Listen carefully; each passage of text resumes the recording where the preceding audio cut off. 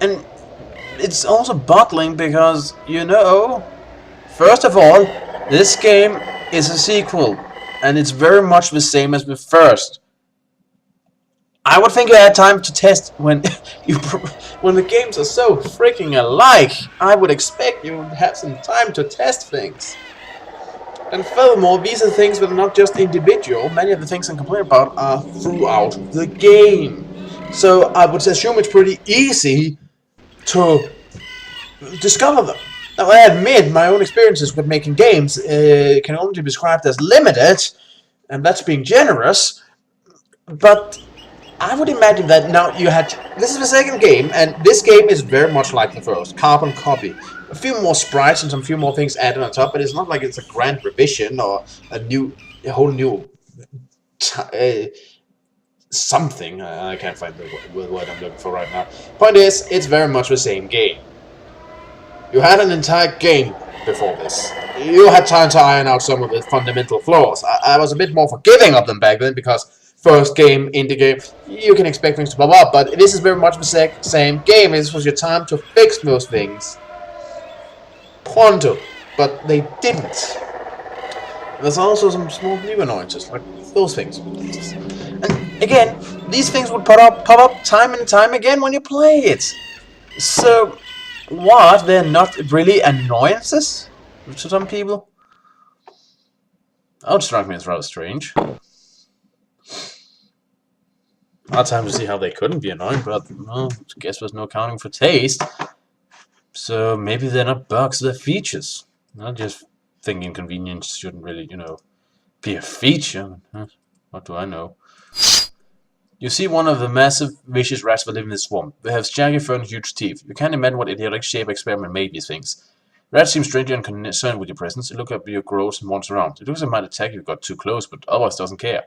Not sure why they're acting this way, but the scent there might have something to do with it. You can smell some spores from still mass. They will make you feel slightly dazed. Well, that's a tough rat. Still got good hit rates. My character does. But yeah, I really wish there was some transparency in the system. Like, what determines the hit ratio? Because these rats sure don't have any problems hitting my creatures.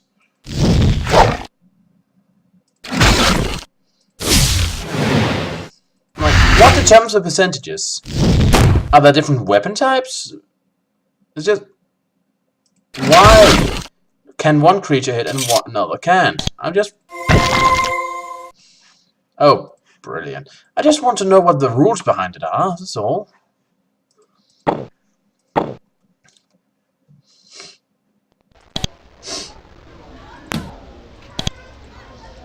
A little bit of transparency.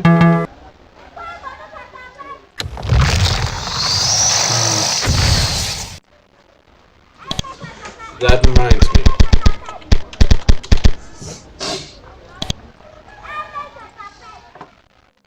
Also, to bring back another thing that was brought up earlier, pretty hard to keep my creatures alive when you can walk into a swamp and 3 rats can just go up and chomp your creature's ass in half.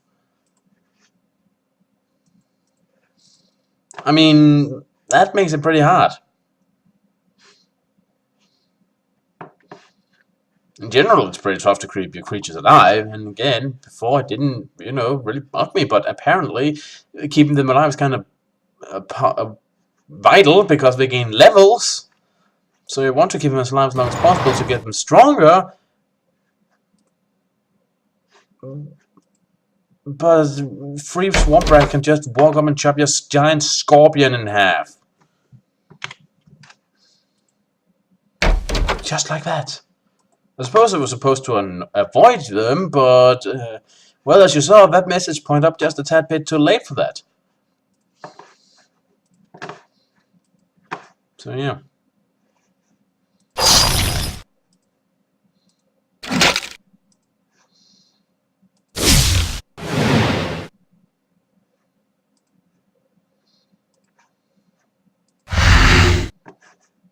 A 30% hit chance. Again, what determines it? Is there something like it? Why does he have 55% chance to hit and he has 30? And Riston, who's up in his face, has 15. Does it have something to do with attack types? Armor types? Anything? I just want to know why the game works like it works. It would, make it a bit easier for myself to, strategize, to plan, to determine what's going on. I mean, again, you could have abysmal hit rate in something like XCOM, but there was stuff like, distance and cover and stuff like that. And though you wouldn't know the exact number, you would always have a general idea why things work like they worked. I don't know why the giant scorpion was up in the big blue thing's base can't hit it as well as the other flying squid that's farther away. I mean, for Christ's sake, it's established these things are flying, fleshy balloons. It's not like it's heavily armored, as was suggested. That it could also represent glancing blows, and I guess that's fair enough, but I don't know why the game works like it works.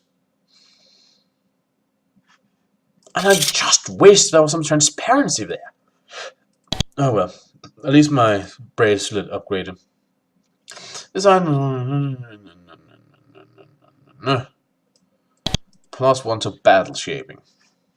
Well, that's good.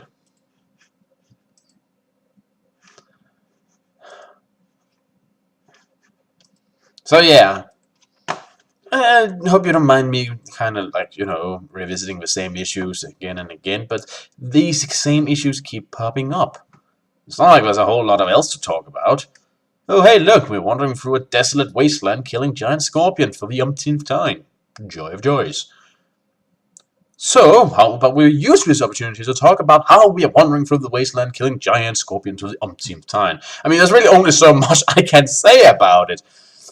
And again, I guess that's kind of the issue with the game being so freaking similar to the first one, that it brings new things to the table. I will not say it doesn't. It does bring new things to the table, and I'm happy to see them because they're welcome. It's just, it's very much similar in every respect.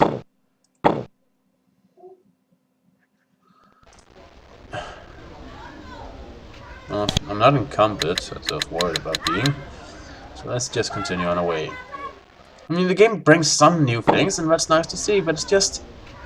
all in all, it's not come very far for a sequel.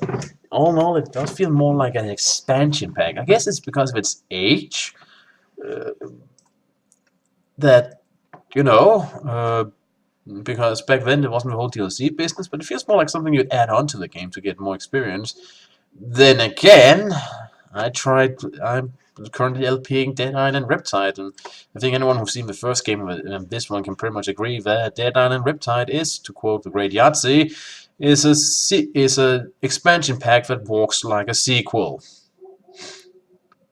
This is an unusual plant in this area of the swamp, of a sort you've never seen before.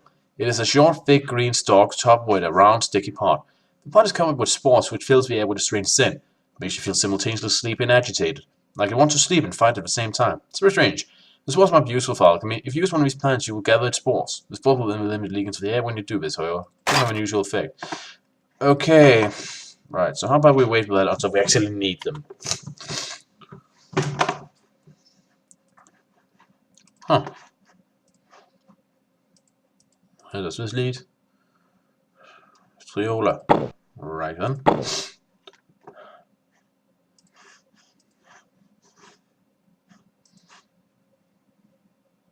Across the garden by several servants. At first you thought that they were awakened soldiers, perhaps from a dab. Then they jump up and grab their swords and you get a good look at them. They're filthy, wet, and miserable. It looks like they've traveled a long distance to be here. Also, they look half mad. They must be raiders. They're taking over this crossroad and the Wake must not know about it yet. They're about to charge you, but then they see that it's Shaber. This unstanding Frenchman. But he says, Shaber, you don't pass. Go back. We take us, and this is our spawn. We find you, go forward. That's cute. Get out of my way. They're terrified, but they hold the ground. If you keep going, they will attack. Move out of my way.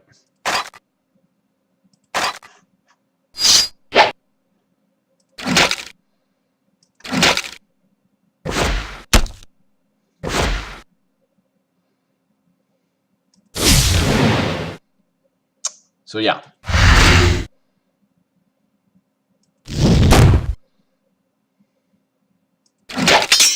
A 30% hit chance to hit the servers. Do you even have to bring up that I don't get why this is? I mean, is there any logic to it? Because I can't find it.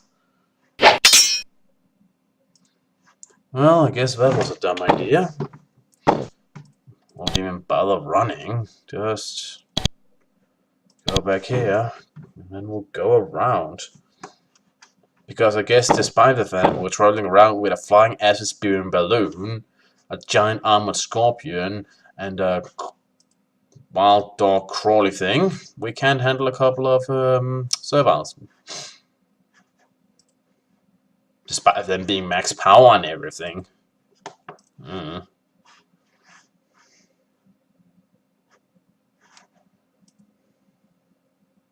Get out of the way.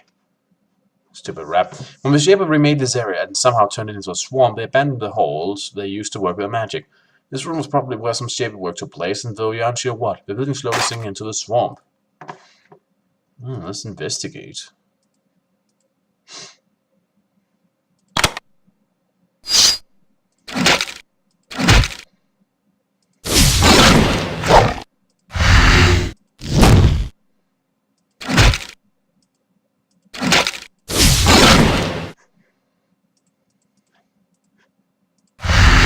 Oh, hey, yay!